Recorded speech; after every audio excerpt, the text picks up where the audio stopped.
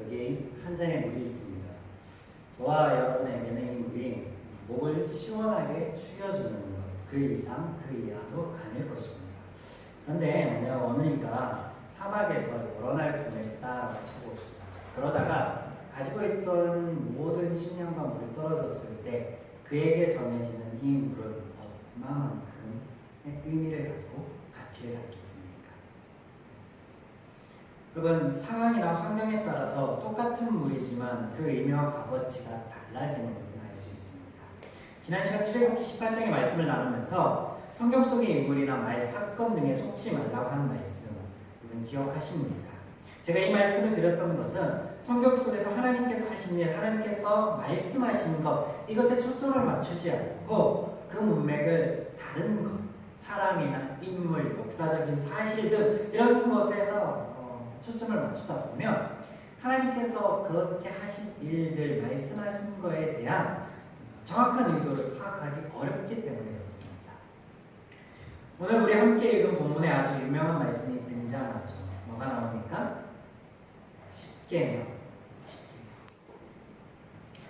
그런데 이 십계명의 내용은 성경을 잘 모르는 사람들도 많이 들어봤고 안다라고 합니다.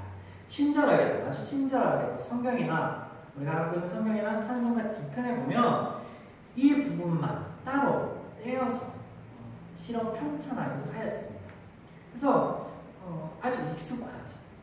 잘 안다라고 여겨집니다. 그런데 여러분, 그것에 속지 마십시오. 우리가 잘 안다라고 하는 말씀, 들어본 구절, 이런 인식이 성경 안에서 가장 많이 하나님의 의도와 하나님의 일하심을 왜곡하고 있다는 사실 여러분 아십니까? 우물한 개구리라는 말이 있듯이 알고 있다라고 하는 우리의 생각과 마음은 성경을 아주 제한적으로 이해하고 해석하게 만든다는 겁니다. 지난주 이스라엘 백성들이 하나님의 말씀을 듣고 더불어 언약을 맺는 장면에서 모든 사람들보다 더 감격적으로 그 순간을 맞이하였던 한 인물이 있었습니다. 그가 누구였죠? 모세였습니다. 모세. 이는 그가 처음부터 하나님을 만난 장소와 하나님께서 하신 약속, 그 모든 것이 지금 하나님의 말씀을 받고 있는, 그래서 백성들이 더불어서 언약을 맺는 그 장면 안에 녹아져 있기 때문에 그렇습니다. 또 그렇게 오는 모든 과정과 일련의 사건들과 하나님께서 하신 말씀들을 이루어가는 과정을 아주 가까이에서 아주 세밀하게 보았던 인물이 누구였습니까? 모세였습니다. 그래서 지금 같은 시내산에서 하나님과 언약을 맺지만 모든 이스라엘보다 모세가 처한 그 환경, 그 상황, 그 의미는 남달랐을 것이다 라는 거죠. 그래서 여러분, 물 한 잔이 상황과 처지에 따라 다른 것과 같은 이치이죠. 우리가 성경을 보면 속지 말아야 할 것은 이 안다라는 것 안에 우리의 마음과 생각을 제한하지 말아야 되는 이유가 이런 것에 있습니다. 숲을 보아야 하기 때문에 그렇죠. 그런데 언약 맺는 장면만 떼어놓으면 모세의 감동이나 모세가 그 감격해야 할 이유에 대해서는 우리가 알지 못합니다. 그렇지만 출애굽기 1장부터 모세가 하나님께로부터 부름을 받는, 소명을 받는 그 장면에서부터 우리가 쭉 보아왔고 지켜왔고 또 그 과정을 알아왔기 때문에 모세가 하나님 앞에 지금 감격해야 할 어떤 이유나 어떤 그 마음을 우리가 헤아릴 수 있는 거죠. 1장부터 지금까지 나누어왔기 때문에. 그래서 여러분, 지금 이스라엘 백성에게 십계명은 우리가 성경에서 따로 떼어놓고 보는 것과는 다르지 않습니다. 그들이 지금 십계명을 받는 것, 우리가 안다라고 하는 그 십계명을 지금 이스라엘 백성들이 하나님의 입을 통해서 직접 듣는 것에는 큰 차이가 있다는 거죠. 이해가 되십니까? 그 다름이 무엇인가를 오늘 나눠보자 합니다. 시내산에서 하나님께서 이스라엘 백성에게 계명을 주십니다. 하나님께서 율례를 주시죠. 그런데 계명과 율례라는 단어가 성경에 처음 등장하는 곳은 창세기입니다. 창세기 26장 5절, 그리고 그 이후에 등장하는 것이 출애굽기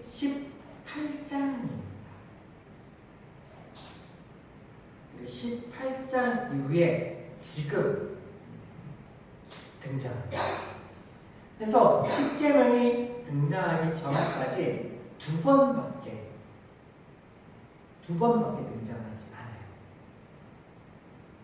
처음 등장한 거 창세기 26장 5절에서는 이삭에게 아버지 아브라함을 소개하며 하나님의 언약의 말씀을 소개하며 아브라함이 당신의 말씀을 따랐다는 의미로 사용되었고, 이후에 출애굽기 15장에 등장하는데 15장 25절에서 26절에 모세가 여호와께 부르짖었더니 여호와께서 그에게 한 나무를 가리키시니 그가 물에 던지니 물이 달게 되었더라. 거기서 여호와께서 그들을 위하여 법도와 율례를 정하시고 그들을 시험하실세 이르시되 너희가 너희 하나님 나 여호와의 말을 들어 순종하고 내가 보기에 이를 행하면 내 계명에 귀를 기울이며 내 모든 규례를 지키면 내가 일곱 사람에게 내린 모든 질병 중에 하나도 너희에게 내리지 아니하리니 나는 너희를 치료하는 여호와이니라.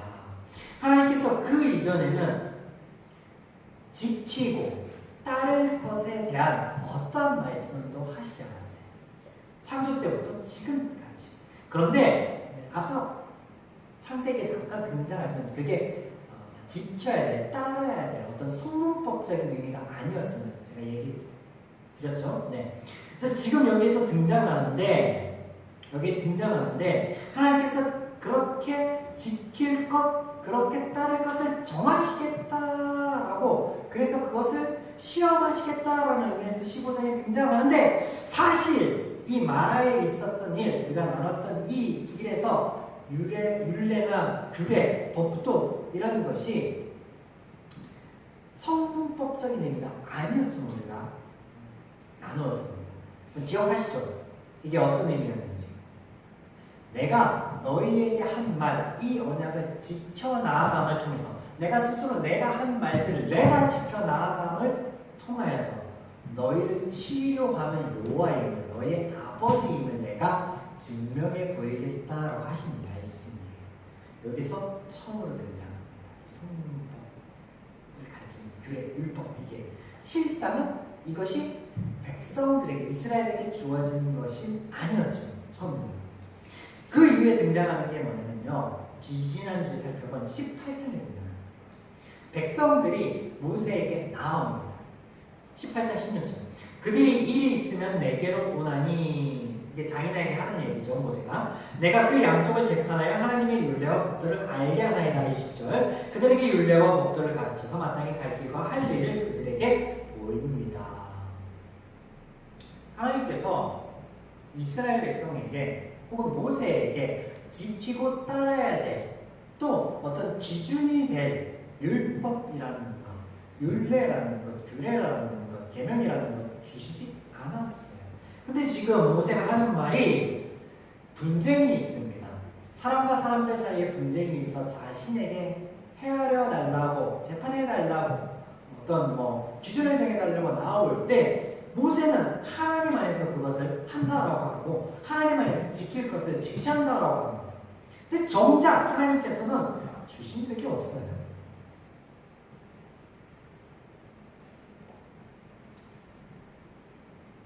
여러분, 이 대목인데 이 대목은 실상은 하나님이 이 모세의 입을 통해서 당신께서 하실 일, 당신께서 15장에서 잠깐 언급하였던 이 일을 하기 위한 독선을 깔아놓으십니다. 여튼 네, 이 이후에 20장에 등장합니다. 그래서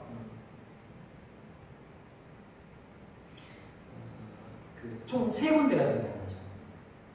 창세기 26장 5절에서 등장하고, 15장에서 등장하고, 또 방금 살펴본 18장에서 등장하고, 총 3군데 등장하는데 두 군데는 성문법적인 의미에서 율법, 규례 그런 의미에서 사용하지 않습니다. 하나님의 말씀으로서. 네, 이 마지막에 제가 복선이라고 얘기하는 것은 좀 다릅니다. 좀 다른데 뭐냐면 지금 모세 앞에 나오는 사람들이 왜 나옵니까? 분쟁이 있고 마찰이 있고 문제가 생겨서 나옵니다. 그러면 그 그 문제를 해결하는 것이 뭐라고 지금 얘기하고 있는 거예요. 모세입을 통해서. 하나님의 말씀이 그것을 해결할 수 있다고 얘기하고 있는 거예요.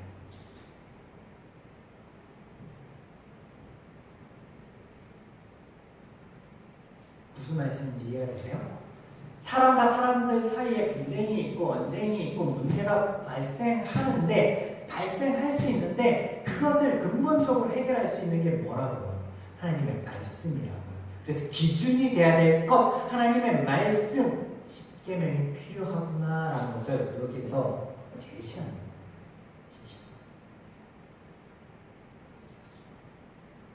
하나님께서 천지 창조를 하신 후에 지금까지 주지도 언급하지도 않았던 계명을 지금 주시는 것. 그 주시는 이들이 누구이냐? 누구예요? 이스라엘 백성입니다. 이스라엘 백성입니다. 여러분, 이 대목이 중요합니다. 제가 지난주 하나님께서 언약을 이스라엘에게 하셨던 이유, 그것을 설명한 것과 같은 건데, 예를 들자면 고린도 교회의 많은 문제들 가운데 그리스도인이 제사 음식을 먹는 것이 문제가 되었습니다.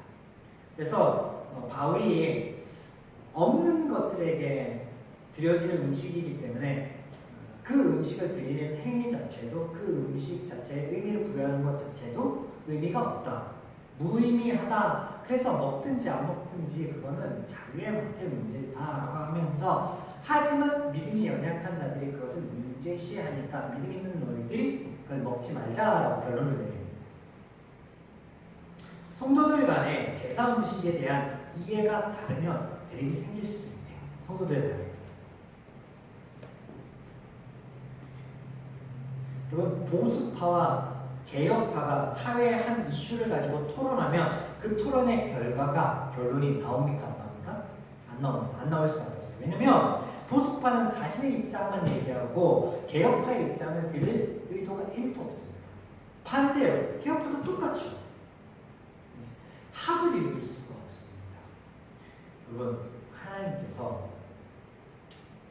이 바울이 믿음 있는 자들, 하나님 대해 온전한 지식을 갖고 있는 자들에게 그 자유를 제한적으로 사용하는 것으로 얘기를 하니 하나님께서 율법이라는 십계명이라는 것을 이스라엘에게 주는 것이 그러한 이유라는 거예요. 들을 만한 자들에게, 가치를 아는 자들에게 주는 거예요. 하나님께서 이집트 백성들에게 계명을 주시지 않습니다. 아말렉에게 언약을 주시지 않습니다. 이스라엘에게 언약을 하시고 계명을 주십니다. 출애굽기 20장 2절 본문 말씀. 나는 너를 애굽 땅 종되었던 집에서 인도하여 낸 내 하나님 여호와니라. 그들이 이 짧은 말 한마디의 의미, 무게를 알기 때문에 하나님을 알기 때문에 여호와를 알기 때문에 하나님께서 주시는 거예요. 자, 그렇다면 하나님께서 주신 계명의 내용이 이스라엘만 듣고 이해할 수 있는 것이었습니까? 그렇지 않습니다. 다른 신을 두지 말라, 우상을 만들지 말라, 이름을 망령되게 부르지 말라, 안식일을 지키라, 부모를 공경하고 살인하지 말고 간음하지 말고 도둑질하지 말고 거짓 증인하지 말고 이웃의 것을 탐하지 말라. 성경의 이 십계명과 비슷한 시대, 비슷한 내용을 다루고 있는 것이 있습니다. 바로 첫 성문법인 하므라비 법전이죠. 네, 맞습니다. 여러분, 내용 자체는 특별하거나 독특한 것이 아닙니다. 이스라엘만이 이해하고 받아들일 수 있을 만한 내용이 전혀 아니었습니다. 아주 평범하고 일반적인 내용들을 담고 있었다는 거죠. 아마 이스라엘 백성들도 이집트에서 이와 같은 규율들을 지켜왔을 것입니다. 예로 여러분, 왜 모세가 도망자가 되었죠? 살인하였기 때문에. 6계명, 살인하지 말라. 이집트의 법으로도 있었습니다. 법을 어겼으니까 왕자임에도 불구하고 법을 어겼으니까, 나라법을 어겼으니까 받을 벌을 무서워서 도망자가 되는 거예요. 있었습니까? 없었습니까? 있었어요. 평범한 거예요. 그들이 잘 아는 거예요. 교회 밖에 사람들이 기독교를 독선적이다라고 합니다. 하나님만이 유일신이며 기독교만이 구원의 교리가 있다라고 가르치기 때문이라고 합니다. 그래서 독선적이라고 하는데 어이가 없습니다. 생각해 봅시다. 아니 어느 종교에서 그 종교에서 섬기는 신 외에 다른 신을 인정하고 똑같이 동일하게 섬기라라고 얘기합니까? 그럼 불교에서 부처 외에 알라를 섬길 것을 권합니까? 하나님을 섬기라고 권합니까? 일천번제를 드리며 부처가 아니라 그들의 교리에서 얘기하는 신이 아니라 알라에게 그렇게 하라고 합니까? 안 하잖아요. 불교에서 불전 외에 코람이나 성경을 교리로 가르치냐 아닙니까? 안 하잖아요. 근데 교회에서 성도들에게 하나님만이 유일 신이십니다. 하나님만이 우리에게 구원의 도를 보이셨습니다. 라고 하는 게 왜 독선이에요?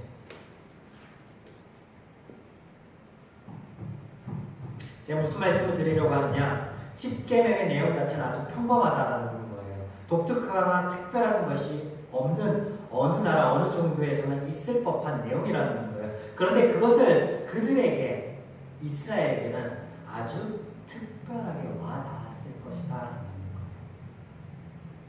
거예요. 20장만 딱 떼어놓고 얘기하면 평범한 거예요. 10계명.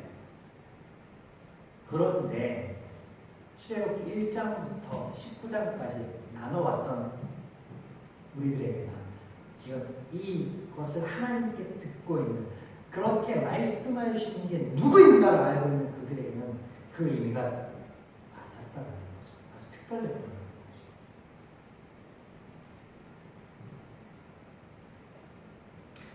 제가 말씀을 전하면 처음부터 잘 들지 않았던 예화를 들었죠. 한 잔의 물이 상황과 처지에 따라, 사람에 따라 그 의미와 값어치가 다르다.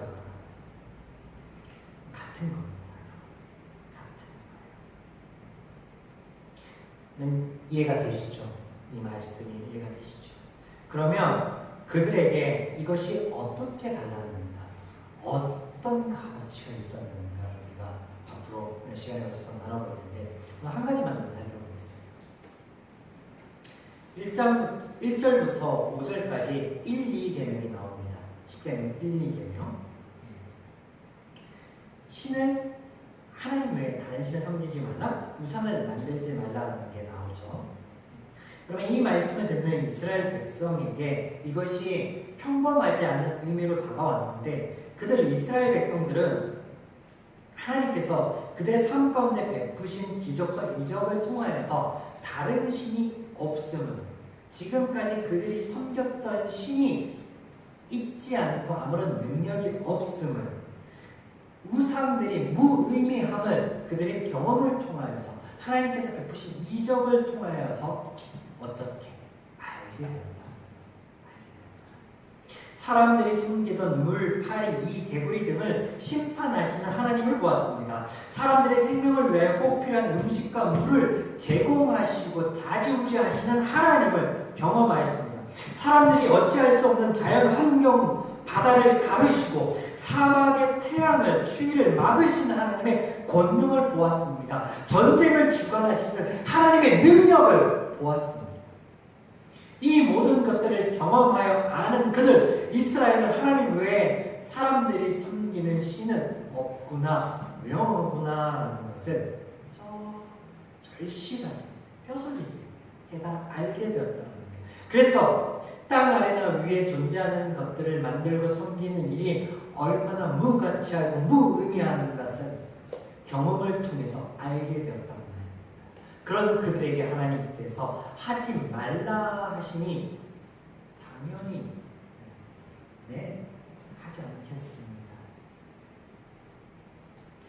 그렇게 말씀하여 주시는 이가 특별하고, 그 계명 자체가 그들의 경험을 비추어서 특별하였던 거죠. 그런데 하나님께서 이와 같은 계명을 주심이 하나님을 따르는 그들을 시험하고자 함 또한 아니고, 그들에게 하나님을 섬기라고 라는 의미로 주신 것 또한 아니었습니다.